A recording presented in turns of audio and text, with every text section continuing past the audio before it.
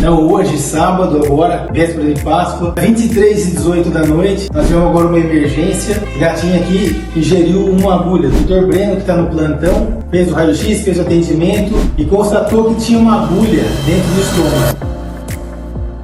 Nós rapidamente viemos aqui para Animais Companhia, fizemos uma endoscopia e conseguimos retirar a agulha. A agulha se encontra aqui. Vocês vão poder ver depois o vídeo da agulha sendo retirada. Então, serviço de excelência da Animais Companhia, salvando mais uma vida de um animal.